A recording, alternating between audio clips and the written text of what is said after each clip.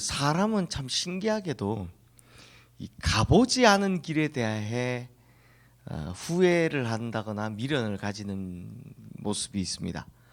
예를 들면 보통 젊은 시절 이제 진로를 선택하는 데 있어서 여러 가지 뭐 하고 싶은 게 여러 가지가 있다 할지라도 그걸 다 동시에 선택할 수는 없으니까 가장 괜찮다 싶은 거 하나를 선택하게 되어 있습니다.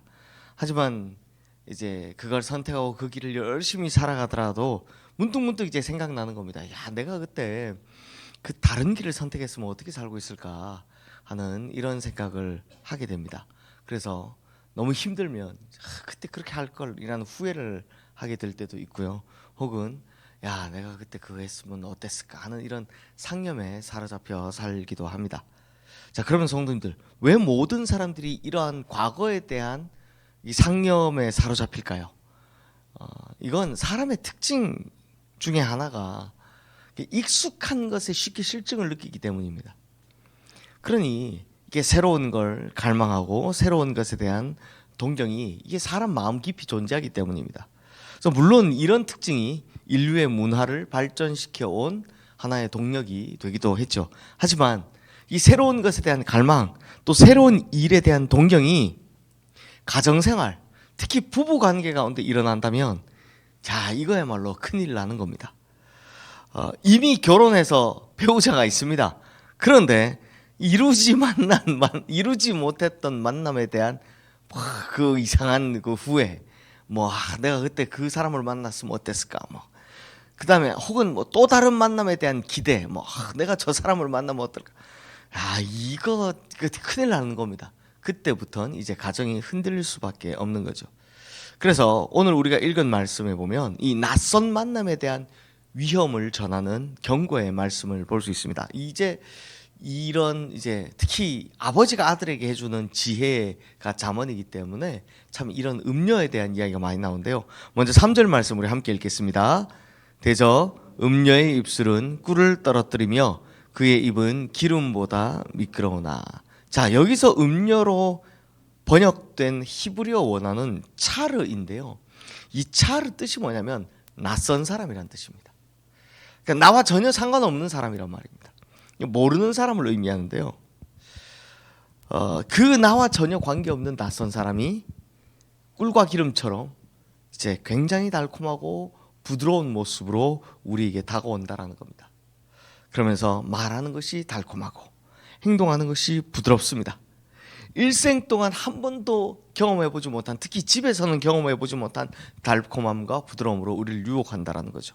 그러니 그 순간 그 부드러움을 취하고 달콤함의 마음을 뺏기기가 일수라라는 겁니다. 하지만 성도님들, 실제로 우리가 살아가는 일상이 이렇습니까? 막 이렇게 꿀처럼 달고 이렇게 기름처럼 부드러운 그것만 있는 건 아니지 않습니까? 특히 여기서 다루는 이제 결혼을 하는 건요, 이게 두 사람 간의 만남이지만 사실상은 두 세계의 만남입니다. 그러니까 지금까지 전혀 다른 세계에서 살아온 삶의 경험을 가지고 있는 두 사람이 그걸 합친 겁니다. 그러다 보니 살아가는 중에 당연히 부딪힐 수밖에 없고요, 당연히 문제가 생길 수밖에 없는 겁니다. 완전히 다른 두 세계가 만나게 되다 보니 부딪히고 파열음이 나는 게 당연한 겁니다. 왜냐하면 그러면서 서로 이해하고 깎이고 서로 훈련되기 때문입니다. 성도님들, 결혼 생활 중에 가끔 큰 소리가 나는 거, 또 아픔을 겪는 거, 고통을 겪는 거, 이거 당연하다라는 겁니다. 하지만 이런 과정이 있어야 서로를 이해하게 되는 거죠.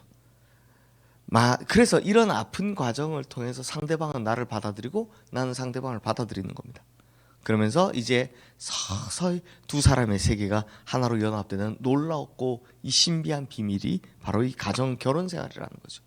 그래서 예전에 그 파페푸프 메모리즈라는 젊은이들이 보는 그 책에 보면 한 젊은 남자가 자기랑 딱 맞는 여자를 찾으려고 아무리 돌아다녀도 없는 겁니다. 없죠. 세상에 누가 있습니까? 근데 나중에 어떤 할아버지한테 물어보니까 어떻게 하고 있습니까? 그 나이가 될 때까지 계속 아내와 이 하트표 반쪽을 가지고 서로 있는데 이 하트표가 완성되기를 맞춰가더라라는 겁니다.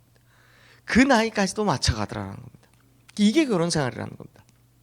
사실 성도님들, 매일같이 꿀과 기름만 흐르는 결혼 생활이 정상일 것 같습니까? 아닙니다. 비정상입니다. 만약에 나의 결혼 생활은 꿀과 기름 같다라고 말씀하시는 분이 계시면 그분 반대편에 있는 배우자는요, 참다 속이 막 썩어가고 있을 겁니다.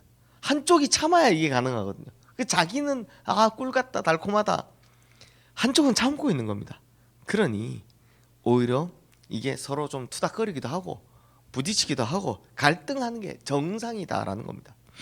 그런 의미에서 이제 꿀과 기름이 흐르는 생활의 마지막을 잠언 기자는 이렇게 말하고 있습니다. 이 낯선 사람, 낯선 여자에 대한 그 결과를 이렇게 말하고 있습니다. 우리 4절 5절 말씀 함께 읽겠습니다.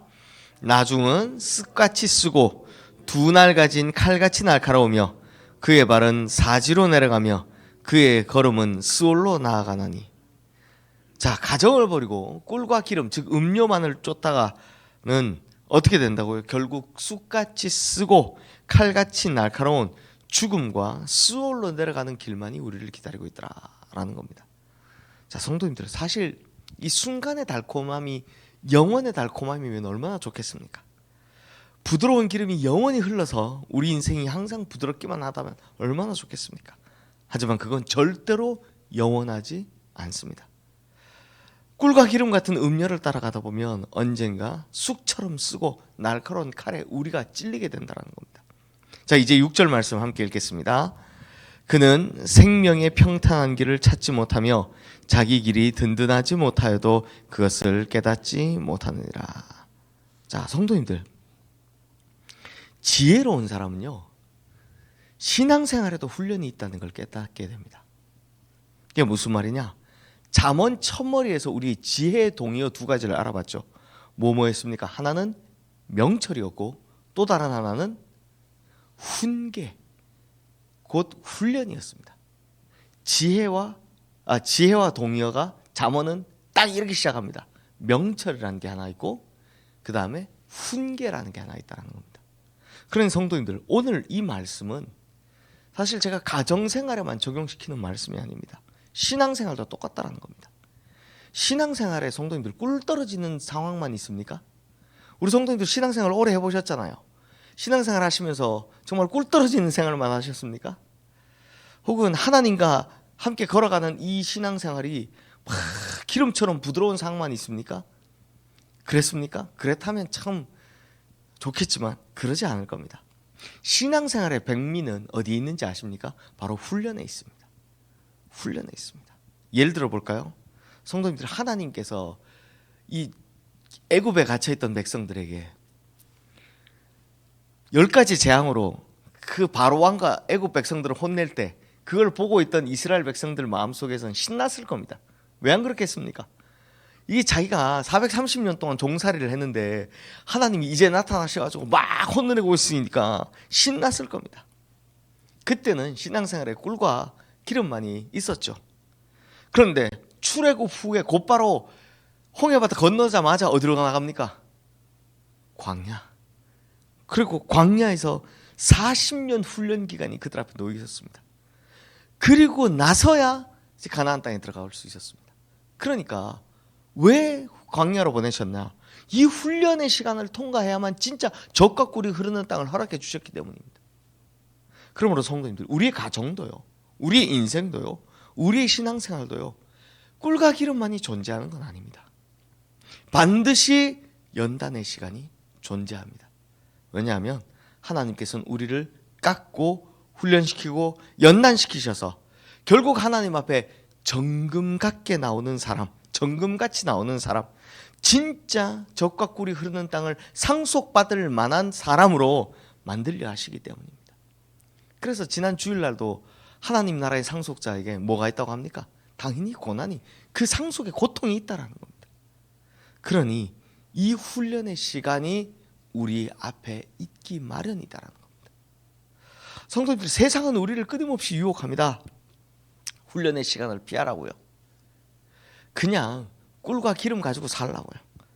또 죄악은 달콤한 꿀과 같은 말로, 기름 같은 부드러운 말로 끊임없이 우리를 계속해서 유혹합니다. 하나님의 길로 가면 힘들기만 할 뿐이라고. 그럼 뭐 굳이 하나님 믿냐고 자꾸 그렇게 유혹을 하는 겁니다. 하지만 이것의 끝은 뭐라고요? 스오리요, 사망이라고 분명히 말씀하고 있는 겁니다.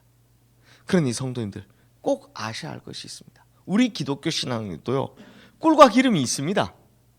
그 언제요? 마지막이에요. 천국이 열리니까요. 그러므로 이 세상 살 동안 하나님께서 주시는 훈련을 통과한 자에게만 천국의 영광이 바로 그들에게, 우리에게 진짜 꿀과 기름으로 찾아오는 겁니다. 그게 광야 40년을 마친 후 얻게 된 젖과 꿀이 흐르는 약속의 땅이었다는 겁니다.